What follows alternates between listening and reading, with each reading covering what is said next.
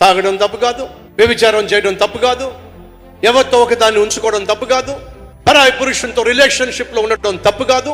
Easy అయిపోయింది, common అయిపోయింది ఈరోజు కొంతమందికి. అది వాళ్ళకి తప్పుగా కనిపించట్లా. వ్యభిచారం చేసే స్త్రీకి వ్యభిచారం తప్పుగా కనిపించట్లా, అది తనకు అవసరంగా కనిపిస్తుంది. ఏం చేస్తా, నా భర్త తాగుబోతాడు, పిల్లల్ని పోషించలేకపోతున్నాను కాబట్టి వ్యభిచారం చేస్తున్నాను సమర్థించుకుంటుంది. వ్యభిచారం చేసే పురుషుడు సమర్థించుకుంటున్నాడు. నా భార్యతో నాకు సఖ్యత లేదు, నా భార్యతో నాకు సరిగా లేదు కాబట్టి నేను బయట నాకున్న కోరిక నెరవేర్చుకుంటున్నాను. నా భర్త నన్ను పట్టించుకునేవాడు కాదు, నా భర్త పనికి మాలిన వాడు కాబట్టి నేను పరాయి పురుషునితో నేను సాంగత్యం కలిగి ఉంటున్నాను. చేసేటటువంటి పాపిష్టి పనిని చాలా సులభంగా సర్దుకొని సరిపెట్టుకొని తప్పు కానట్టుగా భావించే వాళ్ళు, లైట్గా తీసుకునే వాళ్ళు మన మధ్య లేరంటారా? సహోదరి సహోదరులు, పాపాన్ని చాలా లైట్గా తీసుకోవచ్చు, కానీ దేవుడు మాత్రం సీరియస్గానే తీసుకుంటాడు. ఎంజాయ్ చేయి, తిరుగు, తాగు, తందనాడు అని వినో, దుర్దినములు రాబోతున్నాయి. ఎక్కడ తాగావో, ఎక్కడ తిన్నావో, ఎక్కడ తిరిగావో వాటన్నిటిని బట్టి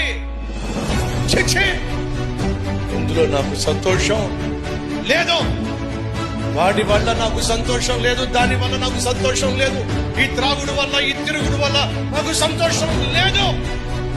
నువ్వు ఏడ్చే రోజు వస్తుంది. తండ్రులు అడుగుతున్నా, తల్లులు అడుగుతున్నా, ఈ రోజు నీ కుమారుడు యొక్క జీవితం ప్రమాదంలో లేదా? అమ్మ సహోదరి, ఈ రోజు నీ కూతురు యొక్క జీవితం ప్రమాదంలో లేదా? వాడి ఇష్టానుసారంగా జీవించడం లేదా? దేవునికి దూరం అయిపోయి, లోకానికి చేరువైపోయి, పాపిష్టి స్నేహితులతో కలిసిపోయి వాళ్ళ యవనాన్ని పాడు చేసుకొని వాళ్ళ జీవితము, వాళ్ళ భవిష్యత్తు ప్రమాదంలో లేదా?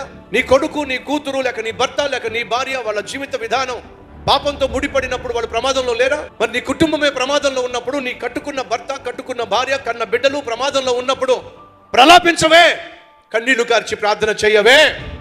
అడుగుతున్నా. ఆనాడు దావీదు హృదయంలో మార్పు వచ్చింది కాబట్టి తన కొడుకు జీవితం ప్రమాదంలో ఉన్నప్పుడు దావీదు ఏం చేశాడు తెలుసా అండి? ప్రలాపించాడు, ప్రార్థించాడు. సహోదరిలో, నా భర్త పాడైపోయాడు అని చెప్పి లోకమంతా ప్రచారం చేయడం వల్ల, ఇంట్లో ఉన్న వాళ్ళందరికీ ప్రచారం చేయడం ఉపయోగం లేదో. నీ భర్తను బాగు చేయగలిగిన దేవుని దగ్గరకు వచ్చి ప్రలాపించినప్పుడే నీ భర్తలో మార్పు వస్తుంది.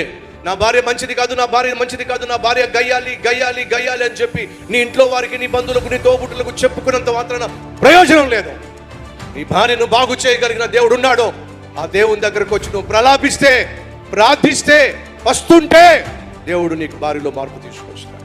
నిజంగా నీ బిడ్డల పట్ల నీకు బాధ్యత ఉంటే ప్రార్థన చేయి, ప్రలాపించు, వస్తుండు. ఎందుకని? నువ్వు తినే తిండి కంటే నీ బిడ్డల